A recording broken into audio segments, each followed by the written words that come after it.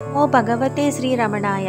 ఒక సంపన్నురాలు ఆశ్రమం నుండి వెళ్ళిన కొన్ని రోజులకే తిరిగి వచ్చి మహర్షికి నమస్కరించి, భగవాన్, పోయినసారి నా భర్త పిల్లలతో వచ్చాను.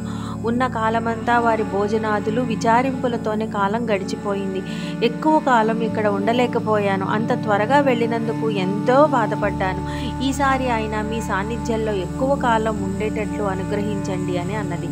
అందుకు మహర్షి చిరునవ్వుతో సుమారుగా ఒక గంట సేపు ఆమె వైపే దృష్టి సారించారు. ఆమె కూడా కదలక మెదలక అట్లే ఉంది.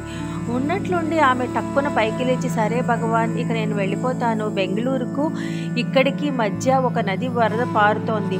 నా ముందే ఒక బస్సు ప్రవాహంలో కొట్టుకుపోయింది. అయినా తమను చూడాలనే తపనతో నదిని దాటడానికి నాకు ఏ భయమూ కలగలేదు. నా కారు మాత్రం భద్రంగా ఒడ్డు చేరుకుంది.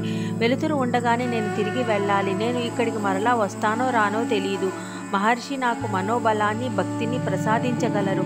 ఆత్మానుభవాన్ని కూడా నేను అంతగా మెచ్చను అని అన్నది. అందుకు మహర్షి, కోరిక అంత బలంగా ఉన్నప్పుడు నీవు మెచ్చినా మెచ్చకపోయినా ఆత్మానుభవం అనేది బలవంతంగా ఆవహిస్తుంది. నీ మంచి ఆలోచనే ఆత్మ ద్వారపు తలుపు అని సెలవిచ్చారు. అందుకు ఆమె, అలాగే భగవాన్, ఇక మీ ఇష్టం. కానీ వ్యక్తిగతంగా నేను ఎంతో బలహీనురాల్ని. క్రితంసారి వచ్చినప్పుడు అనేక ప్రశ్నలతో మిమ్మల్ని చాలా విసిగించాను. ఈసారి అడగడానికి ప్రశ్నలే రావటం లేదు. అంతా తమ అనుగ్రహం అని అంది. అందుకు మహర్షి, ఇన్నిసార్లు నీవు ఇక్కడికి రావడమే అనుగ్రహం అని నీకు అనిపించడం లేదా అని అన్నారు.